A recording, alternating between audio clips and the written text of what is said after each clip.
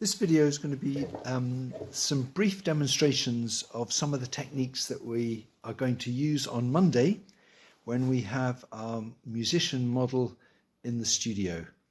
And I know there was some consternation for some people last week with the empty stage that we were dealing with in the Festival Theatre. So this week's mission is to collect some images of a performer. And I've been working with a couple of techniques that I'll demonstrate briefly now, and both of which are intended to generate as dramatic images as possible. Dramatic in the sense of perhaps spotlit, maybe emerging from the darkness and so on. Lots of tonal contrast and drama. So I'm going to do something with ink and wash, and something on black paper with charcoal and some pastel crayons. So I'm going to draw with a sharpened stick and a pot of ink. This is familiar territory to many of you, and you'll know that if you want the ink to flow, it helps to point the stick down the way. The stick and ink, I think, has a real value for this sort of subject matter, because especially once you get out the wash and you start to apply tone, you can create very dramatic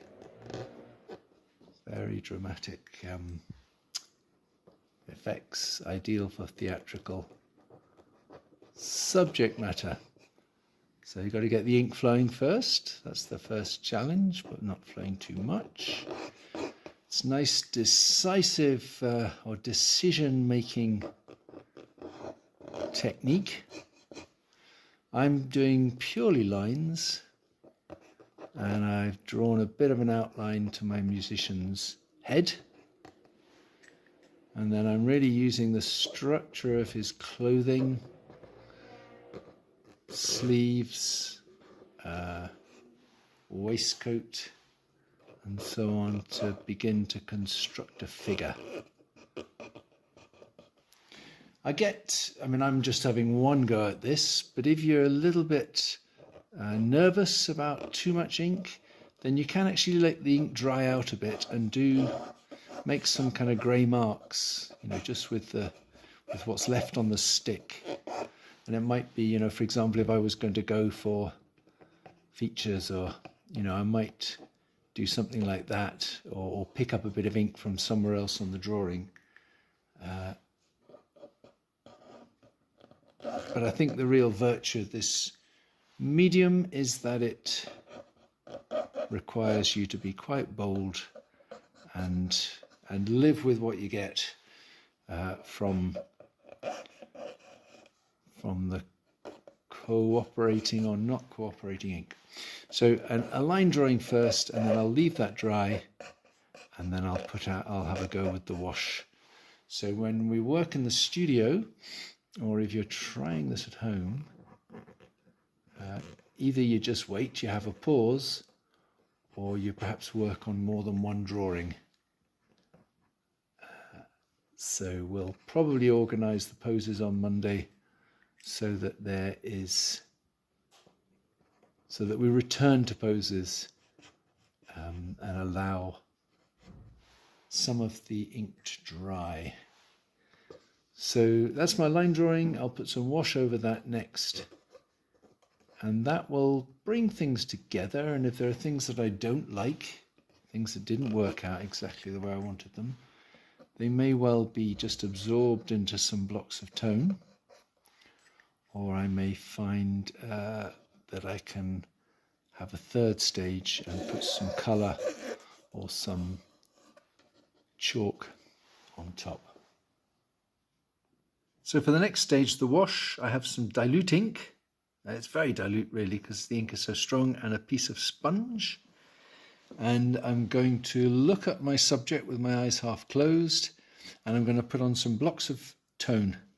So we've got dark trousers, and this, because the sponge is a fairly approximate device. I'm not going to worry, or I'm going to be quite keen on not filling things in too perfectly. And this stage, I think, should be done very quickly. I mean, if the stick and ink are meant to make you decisive, then I think this should make you even more decisive. So there is, I've really just put in dark clothing generally, and then there's a little bit of contrast in the instrument. Then with the figure, the side of his hand, and then maybe the lower part of the face, a bit on the nose. And that's probably it. I think because we're doing performance and stages, it's probably worth putting in something of a shadow. Maybe I'll go for the stool as well. So that's it. That's really not even a minute to get that on. It's single strength wash, so again, that's just really means I've got to decide, is it dark or is it not dark? I can go back over a bit, and I can also possibly pick up on some of the ink line which didn't dry, so that can be quite nice to get that sort of slight bleed. But I think it's important to do this quickly and decisively, because that will unify your figure and really help with the drama. So let's leave that there.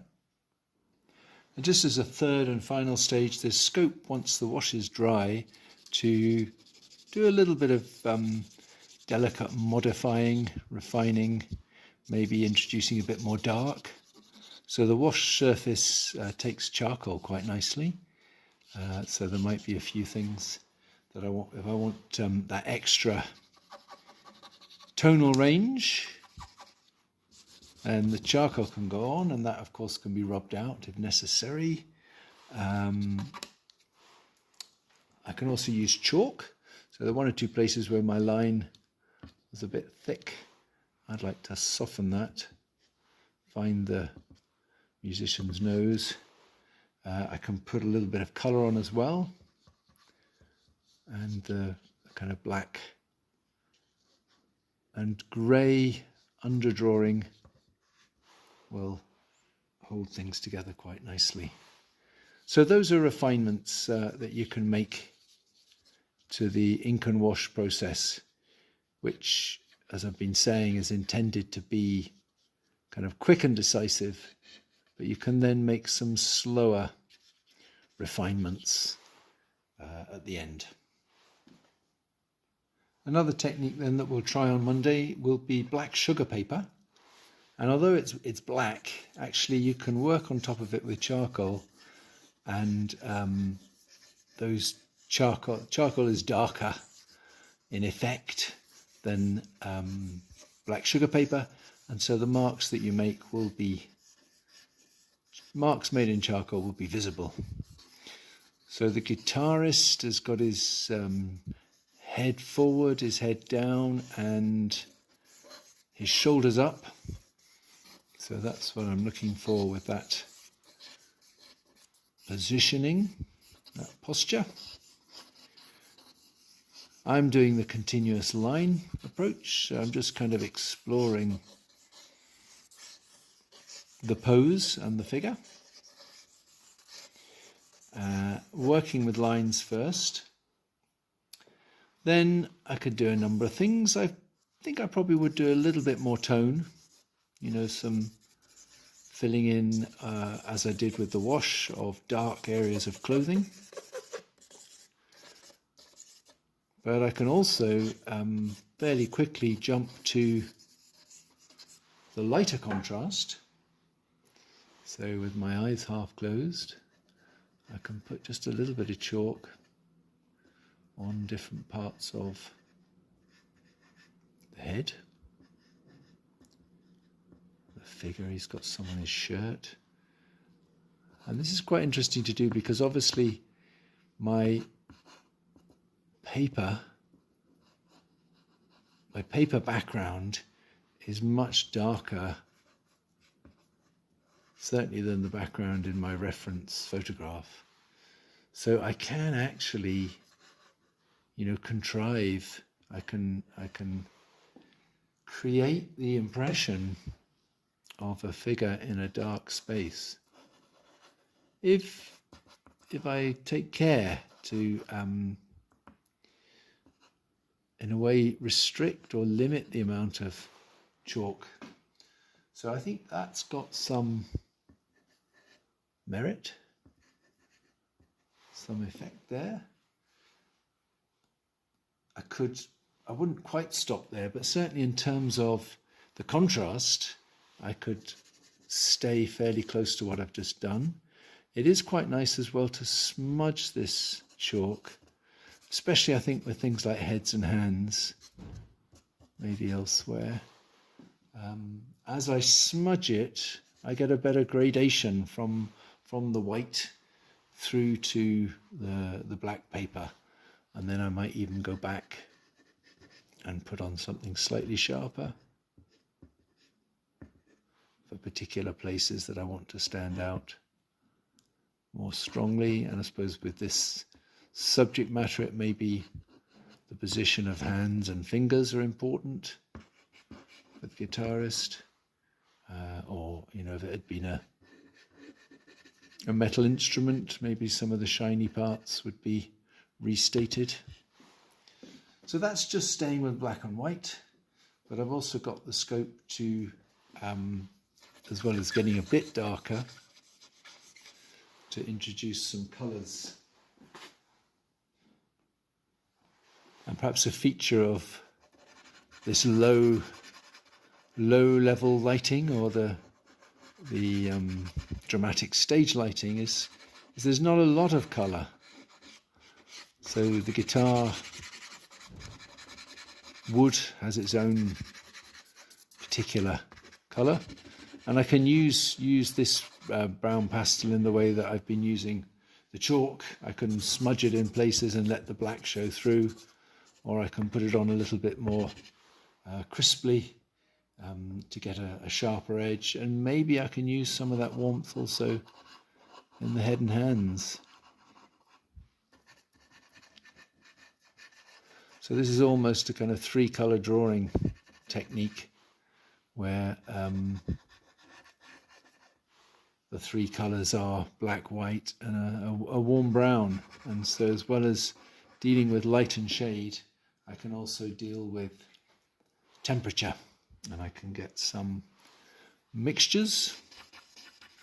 The black and the orange will give me a certain brown, and the orange and the white will give me some quite good sort of warm flesh colours.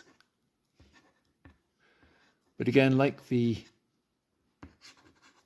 work in ink and wash, I think the value of this can be if you do things quite quickly, and in your drawings manage to get the essential elements of your